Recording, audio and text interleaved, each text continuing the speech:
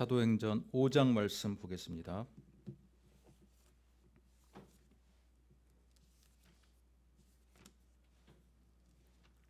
사도행전 5장 12절로 13절입니다.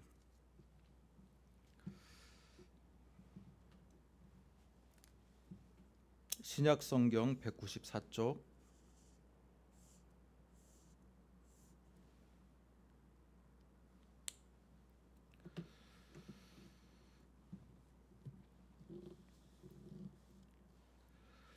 저와 여러분이 같이 읽겠습니다. 사도들의 손을 통하여 민간의 표적과 기사가 많이 일어나매 믿는 사람이 다 마음을 같이하여 솔로몬 행각에 모이고 그 나머지는 감히 그들과 상종하는 사람이 없으나 백성이 칭송하더라. 아멘. 자, 오늘 우리가 읽은 이 말씀 가지고 교회가 교회답게라는 제목으로 말씀을 듣도록 하겠습니다.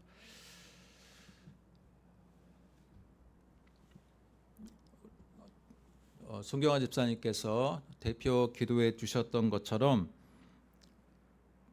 지난 며칠 전 총선이 있었고 총선의 결과를 우리는 다 알고 있습니다. 민주당과 국민의힘이라는 거대 두 정당이 대부분의 표를 가져갔고 그래서 175석 대 108석이라는 결과를 우리는 받아들게 되었습니다. 여러분이 지지했던 후보가 당선이 됐던 또 당선이 안 되고 낙선이 됐던 간에 그 결과는 국민의 여론과 또한 국민에 의해서 나온 결과이기 때문에 우리는 모두 다 승복할 필요가 있습니다.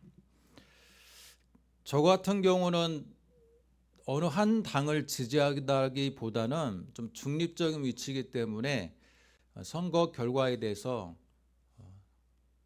좀 치우치지 않고 좀 얘기를 해본다면 이번에 투표 결과를 한마디로 표현해 본다면 정권 심판론 대 개헌 저지선의 그 확보의 그 싸움으로 이슈가 단순화되지 않았나 그런 생각을 해보았습니다. 지역을 대표하는 국회의원의 지역의 현안에 이 사람이 얼마나 관심이 많고 또 그 현안에 대해서 해결에 대한 의지 또 지역에 대한 사랑 그것이 있느냐가 표심을 좌우하는 것이 아니라 이 사람이 어디 당 소속이고 또 어디 당 소속이기 때문에 이 사람이 정권을 유권자들이 지금의 정권에 대해서 심판을 할 것이냐 말 것이냐 또는 최소한 개혁 몇 석 이상은 확보를 해야 된다라는 그 것들이 표심으로 많이 결과가 작용되지 않았나 그런 생각을 해봅니다. 마치 천군과 백군의 그런 싸움과 같은 느낌을 받았습니다.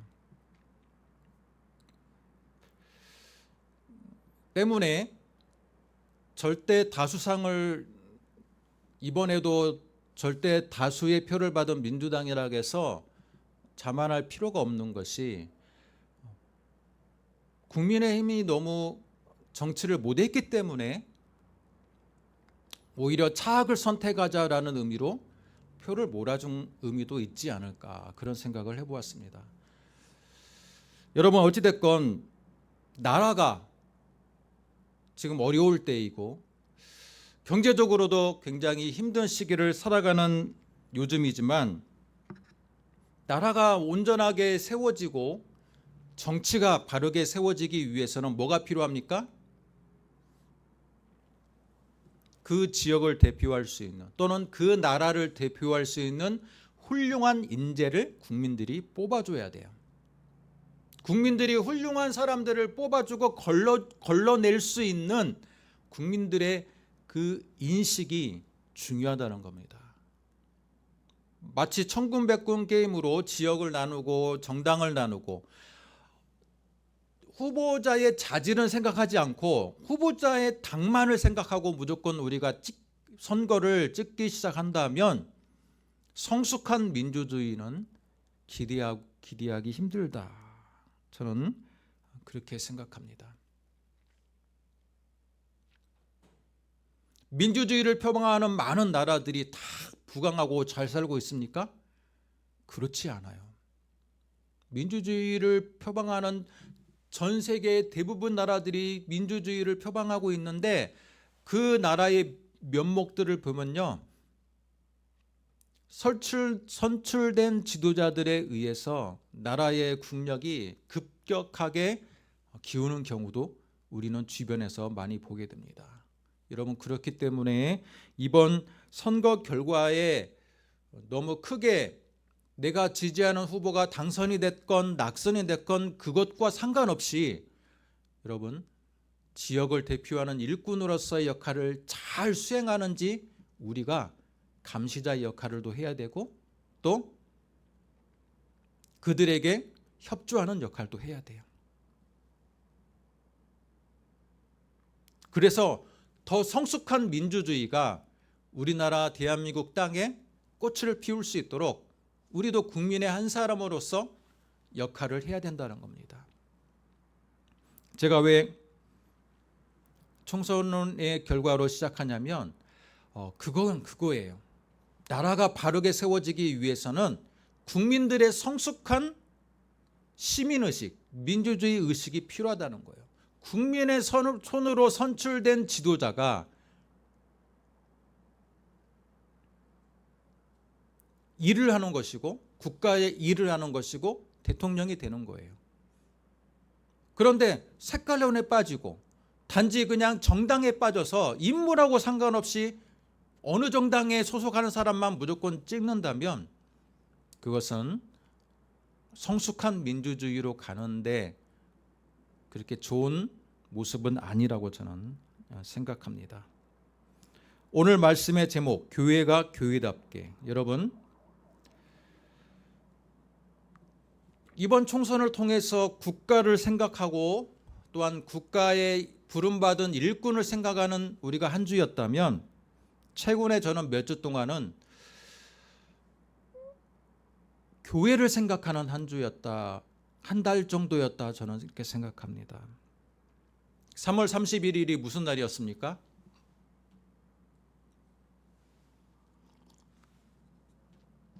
(3월 31일은) 부활절이었습니다. 예년보다 일찍 몇 주 앞에 다가온 부활절을 우리가 맞이했는데 그 부활절 연합 예배를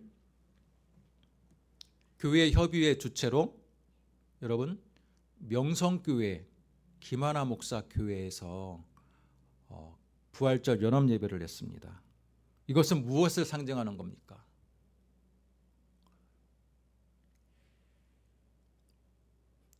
대형 교회의 목회자 자녀 세습 문제가 1, 2년 불거진 문제가 아니지만 그 교단에서는 분명히 목회자 세습을 이제 반대하는 교회 법을 제정을 했고 그럼에도 불구하고 아버지 목사의 강력한 파워로 인해서 자기 자녀를 세습을 강행해서 세상의 법정에도 서고 세상의 뉴스의 거리에도 많은 비난을 받았던 그 교회에서 부활절 연합예배를 진행했다라는 것은 무슨 의미가 있습니까? 교회 협의회에서 각 모든 교파를 초월한 교회 협의회에서 우리는 부활절 연합예배 대부분 어디에서 했습니까? 혹시 기억납니까? 잠실 운동장을 빌려서 우리 거대하게 많이 진행을 했습니다. 그런데 이번에는 특별히 명성교회에서 했어요. 그건 무엇입니까? 교회 세습에 대한 면죄부를 주는 것이고, 그죠? 연합예배를 함으로써 그 교회의 세습 문제에 대해서는 전혀 문제를 삼지 않겠다라는, 그죠? 과연 교회가 아버지 목사의 힘으로만 부흥하는 것입니까? 부흥하는 것, 성령에 충만하시고 말씀이 좋으시고 또 때와 장소에 맞게 하나님이 정말 특별한 은총을 줘서 대형교회로 성장했어요. 그런데 그 성장의 결과가 그 한 사람의 목사의 전적인 능력이라고 볼 수 있습니까? 교회는 성경에서 말하기를 사람들, 믿는 사람들의 모임이에요. 믿는 사람들의 모임. 카톨릭처럼 교황, 추기경, 신부, 일반 평신도 같은 피라미드 구조로서의 신분제가 아니라는 거예요. 모든 사람들은 다 하나님 앞에 주인이고 모든 사람들은 다 하나님께 긍휼을 구할 수밖에 없는 연약한 존재. 목사도 마찬가지. 그런데 마치 재벌의 창업자처럼 대형교회 목사가 재벌의 창업자와 같은 위치가 되어서 총회법도 무시하고 기독교에 있는 기본적인 그 공공의 책임도 무시하고 그렇게 깨트렸음에도 불구하고 그것에 대해서 면죄부를 주는 연합예배를 드린다는 것은 우리 교회, 한국교회가 얼마나 이 죄에 대해서 무지하고 뿐만 아니라 그것을 오히려 조장하는 심각한 문제가 있는 종교화되고 있다. 저는 그렇게 생각을 합니다. 말씀에 처음부터 너무 좀 비판적이지 않나라는 생각도 저도 해보게 되었습니다. 하지만 불과 지금 몇 주 전에 일어난 일이에요. 2주 전에 일어난 일이에요. 또 기사를 통해서 검색해 보면요, 또 대형교회 어떤 목사도 또 자신의 아들을 또 후계로 준비하고 있는, 그게 21세기 교회, 한국교회에서 공공연하게 일어나고 있는 그 현실을 통해서 우리는 무엇을 느껴야 됩니까? 과연 교회가 무엇이냐? 과연 교회가 정말 한 목회자의 영향력으로 인해서 무조건 성장하고 또 그 목회자가 그 교단에서, 그 교회에서 제왕적으로 군림하고 영향력을 발휘하는 것이 과연 주님이 원하시는 거냐라는 것으로 생각에 질문을 해볼 때 결코 아니라는 것을 알 수 있어요. 그러면 어떻게 해야 됩니까? 우리가 민주주의에 성숙한 국민들이 투표권을 행사할 때 아무나 찍어주지 않고 나라를 위해서 헌신할 수 있는 사람을 찍어줘야 되는 것처럼 대형교회에 소속한 교인들도 한 목사를 스타 목사화 시키면 안 돼요. 우상화 시키면 안 돼요. 교인들의 묵인하에서 지금 그런 일들이 자행되는 거 아닙니까? 그렇다면 그 교회에 있는 많은 사람들이 또 교회 연합회들이 반대를 해야 돼요. 완전한 반대. 그래야지만이 교회 문화가 바르게 세워지는 거예요. 민주주의에 성숙한 시민들이 성숙한 지도자를 뽑고 성숙한 대통령을 뽑는 것처럼 교회의 많은 교인들이 불법을 행하는 교회와 그 목회자들에게 침묵하거나 묵인하는 그런 문화가 형성이 되면 교회는 결코 성장할 수가 없습니다.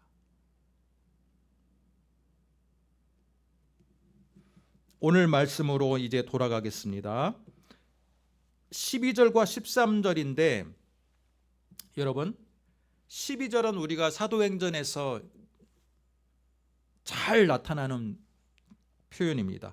사도들이 손을 통하여 민간에 표적과 기사가 일어나매 믿는 사람이 다 마음을 같이하여 솔로몬 행각에 모였다. 솔로몬 행각이 어디입니까? 성전, 예루살렘 성전의 한 부분이에요.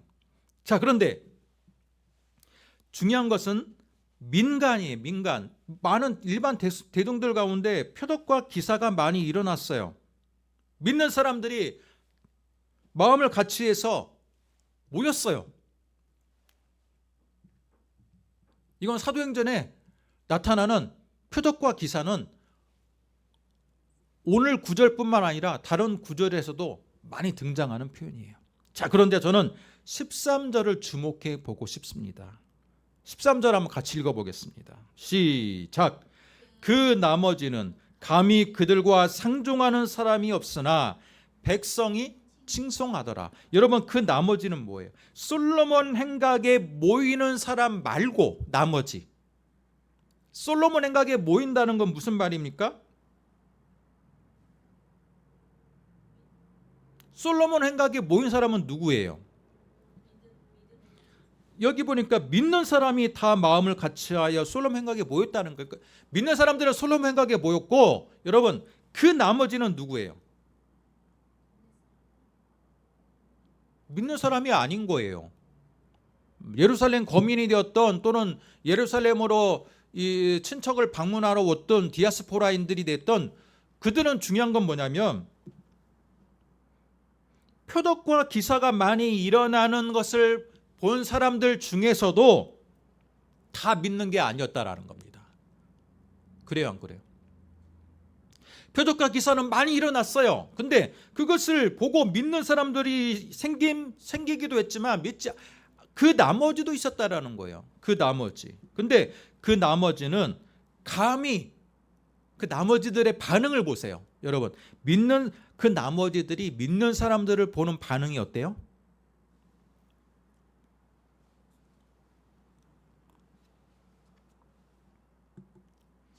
감히 그들과 상종하는 사람이 없으나 백성에 칭송하더라. 두 가지 반응이에요. 첫째는 그들과 상종하지 않았다. 왜 상종하지 않았을까? 여러분, 믿지 않는 사람들이 믿는 사람들을 분명히 봤거든요. 저 앞에 모여 있는 것들. 근데 그들과 상종하지 않았대요. 이게 무슨 표현이에요? 왜 상종하지 않았을까요?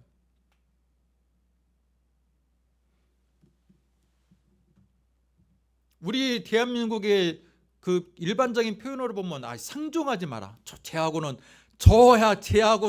상종하지 마라. 그게 무슨 표현이에요? 인간성이 덜 돼 있고 예의가 없고, 그죠? 대부분 대한민국에서 쓰는 상종이라는 이 단어는 어떨 때 많이 사용합니까? 그죠?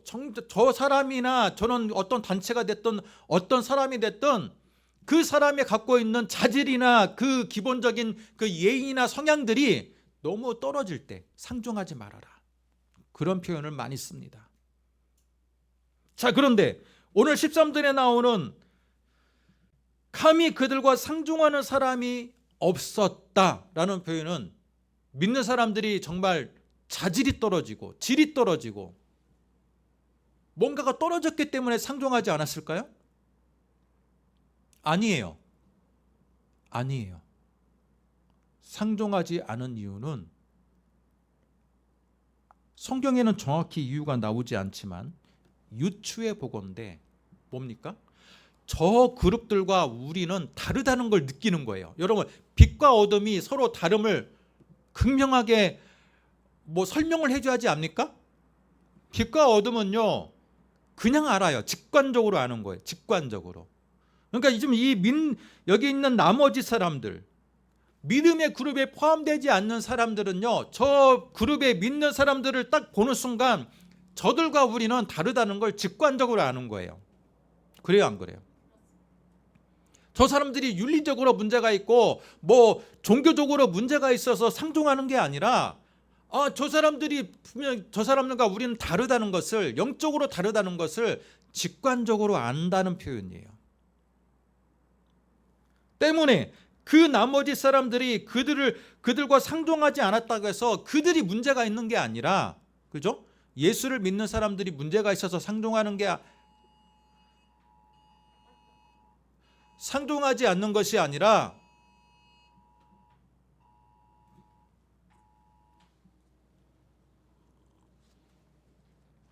직관적으로 영적으로 다르다는 것을 느끼는 거예요.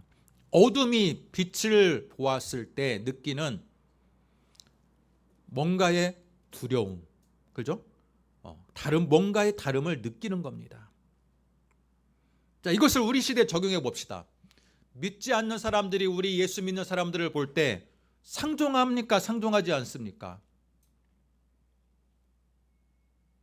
상종하지 않는 사람도 있지만 그냥 잘 어울리는 사람들도 있어요. 그러나 저는 어떤 한 사람, 믿지 않는 사람과 믿는 사람 1대1의 관계로 지금 이 부분을 해석하고 싶진 않고요. 저는 어떻게 생각하냐면 우리 대한민국에 있는 약 800만, 900명의 기독교인들이 대한민국 사회에서 어떻게 바라봅니까? 저들을 상종해야 될 부류로 봅니까? 상종하지 말아야 될 부류로 봅니까? 상종하지 말아야 될 부류로 보는 것 같아요. 근데 왜 상종하지 말아야 될 부류로 볼까요?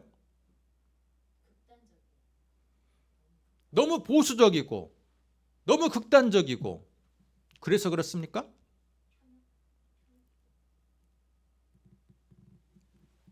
저는요, 오늘 말씀의 제목이 교회가 교회답게잖아요. 근데 왜 이 부분하고 무슨 매치가 되는지 아마 질문할 수도 있어요. 의문을 가질 수도 있어요. 그러나 제가 좀 말씀을 드리고 싶은 핵심은 뭐냐면 여러분 13절에 백성이 칭송하더라는 반응이 중요하다고 생각해요. 대한민국 사회에서 교회를 바라볼 때 그들이 교회를 품지 못하고 상종하지 않는 분위기가 형성되었다고 해서 저는 그 자체는 큰 문제가 없다고 생각해요. 근데 중요한 건 뭐냐? 백성이 칭송하더라라는 거예요. 그들을. 사도행전 5장 13절에 나오는 그 나머지 부류들, 기사와 표적을 보았음에도 불구하고 마음문이 열리지 않아서 예수를 믿지 않는 그 나머지 부류들, 불신의 부류들은 믿는 사람들을 보았을 때 상종하지 않았을 뿐만 아니라 어떻게 했다? 그 사람들을 정죄하거나 오히려 나무라하지 않고 칭송했다라는 거예요. 칭송했다라는 거. 왜? 성령으로 거듭난 사람들의 그룹을 보았더니 그들은 우리와 다르다는 것 뿐만 아니라 우리보다 더 능력과 기사가 나타날 뿐만 아니라 더 아름다운 공동체가 형성이 되는 거예요. 서로를 위해서 기도해주고 서로의 소유를 나누고, 그렇죠? 우리보다 더 뛰어난 그룹들이다. 우리는 율법에 의해서만, 규정된 율법에 의해서만 헌금을 하고 남을 돕고 그러는데 저 사람들은 규정된 율법을 초월해서 성령으로 연결된 그룹들은 더 나은 모습을 보이고 있다는 거예요. 한마디로 말하면 교회가 교회다움을, 여러분 여기 보세요. 교회가 교회다움을 세상 가운데 드러냈을 때 사람들이 칭송했다라는 거예요. 그런데 우리 21세기에 지금 현재 우리가 살고 있는 우리 교회는요, 대한민국 사람들이 상종하지 않아. 여기까지는 그럴 수 있어. 그런데 칭송하지도 않고 욕을 해. 근데 욕을 하는 이유가 문제가 많다라는 거예요. 조금 전에 얘기를 했던 그 기사처럼 부활절 연합예배면 정말 사람들이, 모든 초교파들이 모이는 장소를 섭외를 해야 되는데 세습의 지금 주요 화두가 되고 있고 법정 소송이 아직도 걸려있는 그 문제 있는 교회에 모인다는 거. 그건 뭐예요? 기독교가 얼마나 죄에 대해서, 세습화에 대해서 불감증이 있는지를 보여주는 대표적인 사례라고 볼 수 있어요. 세상 사람들이 욕해요. 근데 교회는 욕하거나 말거나, 내가 내 아들 후임자로 세운다는데 욕하거나 말거나. 여러분, 그 자세는요, 세상의 법정을 두려워하지 않을 뿐만 아니라, 세상의 여론을 두려워하지 않을 뿐만 아니라 예수님조차도 두려워하지 않는 자세이지 않을까요?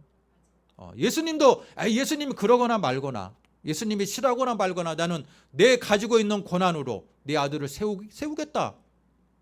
예수님조차도 두려워하지 않는 무서운 지도자들이에요. 그 결과 어떻게 됐습니까? 21세기 한국교회는 대한민국 국민들이 그들과 교회 사람들, 교회에게 교회와 상종하지 않을 뿐만 아니라 칭송은 생각하지도 못하고 오히려 손가락질을 하는 지금 상황이에요. 교회가 교회답지 못하다는 거예요.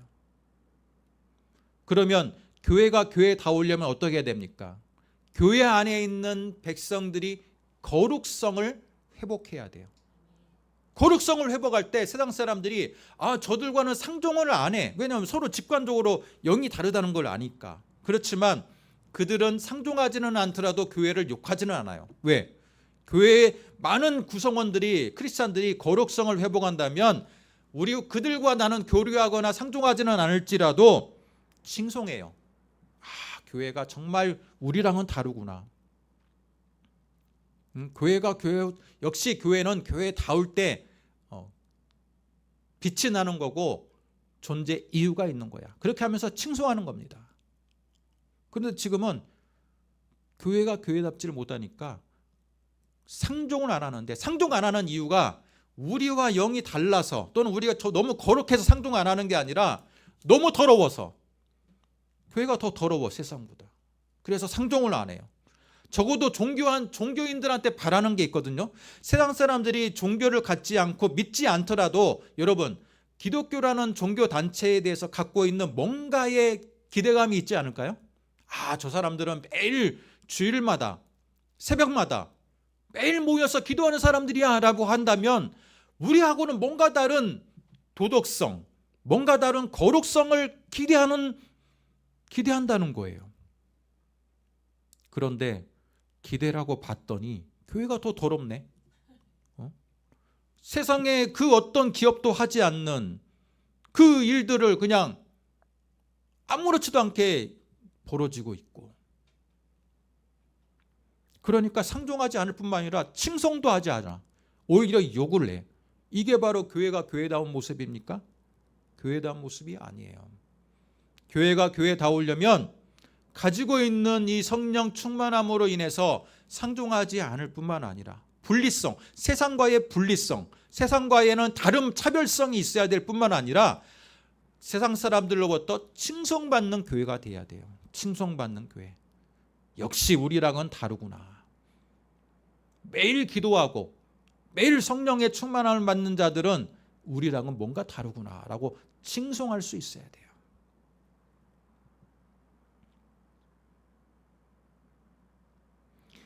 12절, 사도들의 손을 통하여 민간의 표적과 기사가 많이 일어났다.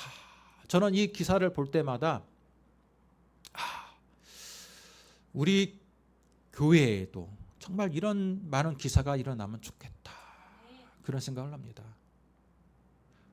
보수적인 교단에서는요, 이 부분을 어떻게 해석하냐, 이건 일시적으로 나오는 현상이다. 초대교회 때 예수 믿는 사람들에게 많은 예수의 부활과 또 구원의 복음을 증언하기 위해서 성령이 초자연적으로 역사하는 일시적인 현상이다. 그렇게 해석합니다. 맞습니까? 안 맞습니까? 반면에 오순절 교단이나 좀 더 성령에 열려있는 교단들은 아니다, 지금도 성령은 역사하고 표적과 이적과 기사가 나타난다라고 얘기해요. 어느 게 맞습니까? 저는 딱 정치적인 성향도 중도지만 이 표적과 기사와 이적에 대해서도 저는 중도예요. 분명히 이 시대에도 성령은 표적과 이적으로서 역사합니다. 하지만 초대교회처럼 그룹마다 뻥뻥 성령이 역사하는 게 아니라 지금은 말세기 때문에 성령의 사역도 초대교회처럼 표적과 기사로서 많이 드러나지 않고 많이 성령의 역사가 나타나지 않는 시대를 살고 있는 거예요. 영적인 가뭄의 시대를 살고 있는 거예요. 지금도 선교사들의 간증을 들어보면 어때요? 아프리카에 있는 이 선교 초기에 있는 그 지역들, 아프리카로 가가지고 아프리카의 토속신앙에 물들어 있는 그곳에 복음의 씨앗을 뿌리려면 뭐가 필요합니까? 그 나라 언어로 번역된 성경도 필요하지만 그 사람들한테 뭔가 보여줘야 되거든. 그러니까 그곳에는요 지금도 성령의 역사가 굉장히 많이 강하게 나타난대요. 하지만 대한민국 땅은 어때요? 이미 1,000만 가까이 되는 믿는 사람들이 다 있고 뿌리를 내렸어요. 그런 곳에는 또 성령의 역사가, 성령도 인격체이고 하나님 예수의 영이기 때문에 필요한 곳에 역사하는 것. 표적과 기사가 일어난다라고 했을 때 표적은 뭡니까? 초자연적으로 일어나는 징후나 사인, 그것을 말하는 거예요. 기사 역시 기적적인 놀라운 일을 말해요. 저는 그래서 이런 부분들에 대한 사모함이 있어요. 이왕이면 개척교회를 할 때 표적과 기사가 나타나는 제가 그런 은사만 있었더라도 지금보다는 더 큰 목회를 하고 있지는 않았을까라는 생각을 해봐요. 근데 그 부분을 사모함에도 불구하고 강한 은사로서는 저는 아직 받지 않았기 때문에 대신에 제가 가지고 있는 달란트를 최대한 활용해서 목회는 하고 있지만 여전히 갈급하고 부족한 것은 사실이에요. 지금 대한민국 땅에 표적과 기사가 많이 나타나는 교회가 있습니까? 은사자가 있습니까? 사도행전 5장처럼 그렇게 많은 사람들이 놀랄 정도로 벌어지는 역사는 제가 보기에는 이 땅에는 그렇게 아주 드문 것 같아요. 유명한 기도원, 유명한 목사님, 유명한 은사를 갖고 있는 사람들한테 갑니다. 머리를 숙입니다. 근데 뭐라고 합니까? 그분들이 하는 말이 뭐라고 그래요? 그냥 이 초대교회처럼 사도행전처럼 안수하면 그냥 이적이 나타나야 되는데 뭐라고 이야기합니까? 믿음이 없으니까 능력이 안 나타난다고 이야기해요. 안수받았는데 왜 저런 병이 치유되지 않습니까? 왜 안전병이가 일어나지 않습니까? 그럼 뭐라고 합니까? 네가 기도가 부족해서 그래. 대부분 은사를 받은 목사들이 하는 얘기가 뭐예요? 미리 하나님께 감사의 예물을 감사하지 않으니까 그래. 기도를 많이 적으니까 그렇지. 믿음이 적으니까 그래. 믿는 자에게는 능치 못함이 없다라고 성경이 말씀하는데 당신의 믿음이 적으니까 이런 이적이 나타나지 않아. 여러분, 이 병은 또 너무 이래서 안 되고 저래서 안 되고 여러분 조건이 걸리는 게 성령의 은사가 나타나고 능력이 기사와 표적이 나타나는데 이래서 안 되고 저래서 안 되고 이렇게 조건이 까다롭습니까? 사도행전 5장을 보세요.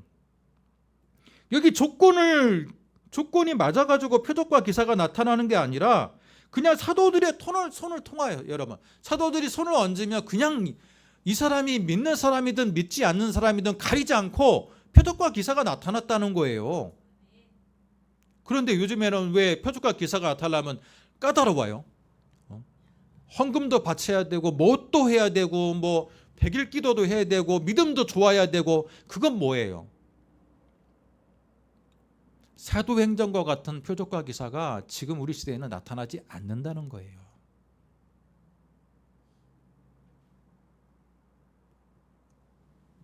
저는 그래서 여러분도 기도해 주시기 바랍니다.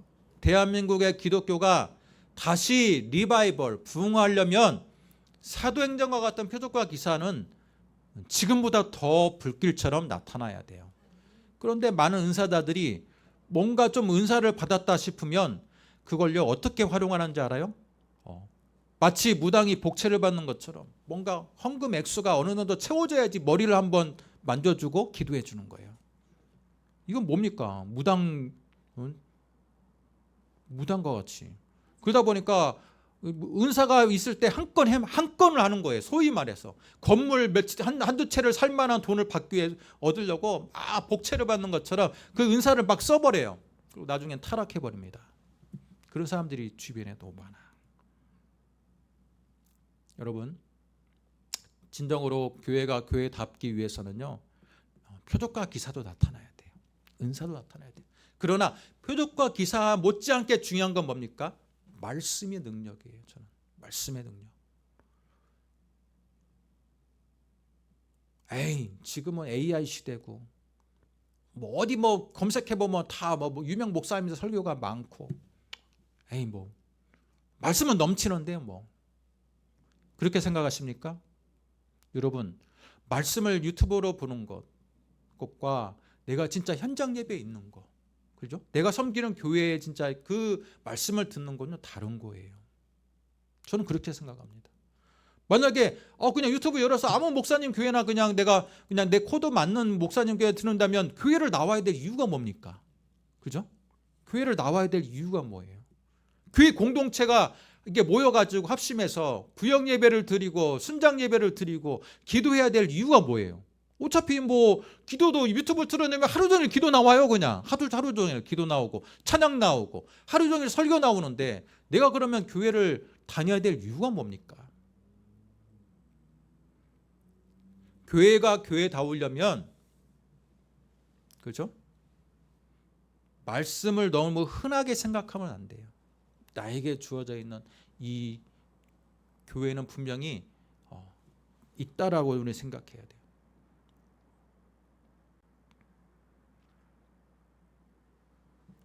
말씀의 결론을 내리겠습니다. 말씀의 결론. 오늘 말씀의 제목, 교회가 교회답게. 교회가 교회다우려면요, 대한민국에서 이 교회라는 부류로 딱 본다면 세상 사람들과는 뭔가 다른 종교적인 위치가 있어야 돼요. 그게 바로 상종하지 않는 모습으로 나타나요. 뿐만 아니라 백성이 칭송할 정도로 종교인들, 특히 기독교인들은 우리랑 다르다라는 그런 거룩의 포지션을 갖고 있어야 돼요. 그런데 지금 우리 대한민국에 있는 많은 신자들 뿐만 아니라 많은 교회들이 세상과 너무 닮아 있어. 교회가 기업화되고 창업적 중심이 되고 교회가 예수 그리스도의 머리라고 했지만 그것은 그냥 이론적일 뿐이고 실제로는 교회의 권력을 잡고 있는 자들이 교회를 마음대로 주무르고 있는 이 모습은 세상 사람들이 칭송하는 게 아니라 세상 사람들이 지금 욕하고 있는 대상이 되는 거예요. 교회가 교회답지 못해요. 교회가 교회다우려면 다시 한번 이 땅에 성령의 역사가 나타나서 자신의 죄에 대해서 무감각해진 자들을 일깨워주고 기사와 표적도 나타나고, 그러므로 인해서 교회의 거룩성과 도덕성이 회복되어서 세상 사람들이 교회를 보는 이미지와 눈길과 시선이 달라져야 돼요. 시선조차. 근데 지금은 교회를 보는 시선이 너무 차가워졌어요. 싸늘해졌어요. 교회를 독실하게 다닌다고 하면요, 직장에서 사업장에서 저 사람을 이제 이상한 사람으로 보는 거야죠. 저 사람 융통성도 없고. 지금 그런 시대가 돼버렸어요. 예수를 믿는 것이 완전히 이상한 사람이 되는 시대가 되었어요. 그건 뭡니까? 그게 바로 칭송을 받는 겁니까? 정반대 현상이 나타나고 있어요. 교회가 거룩성을 잃어버린 결과 칭송을 받는 초대교회의 교회 모습이 아니라 오히려 욕을 받고 있고 정죄를 받고 있는 이상한 그룹이 되고 있다는 거예요. 때문에 여러분 기도해 주시기 바랍니다. 이렇게 비판으로 끝나면 이건 의미가 없어요. 기도의 제목, 교회의 거룩성이 회복되기 위해서 기도해 주시기 바랍니다. 교회의 거룩성이 회복될 수 있도록, 뿐만 아니라 교회 가운데 표적과 기사가 많이 나타날 수 있도록, 이왕이면 우리의 손길을 통해서, 우리의 교회, 우리의 이 손길을 통해서 정말 하나님이 움직이시고 역사하는 표적과 기사가 나타날 수 있도록. 저는 그래야지 좀 교회가 부흥할 수 있다고 생각해요.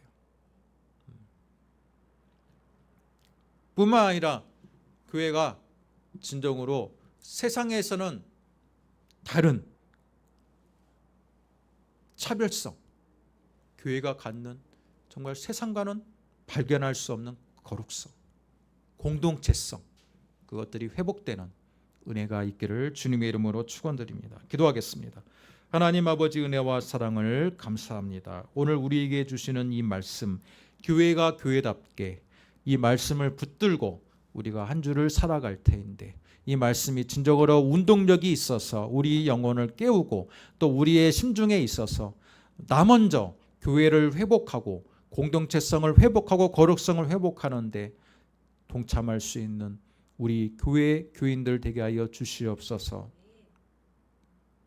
사도행전과 같이 성령의 강한 은혜와 역사가 나타나고, 뿐만 아니라 교회가 거룩해서 상종은 하지 않으나 칭송을 받을 수 있는 그런 교회들이 이 땅 가운데 더 많이 드러나고 나타나고, 이를 통해 기독교가 진정으로 온전하게 회복되는 은총이 있게 하여 주옵소서. 예수님의 이름으로 기도드립니다. 아멘.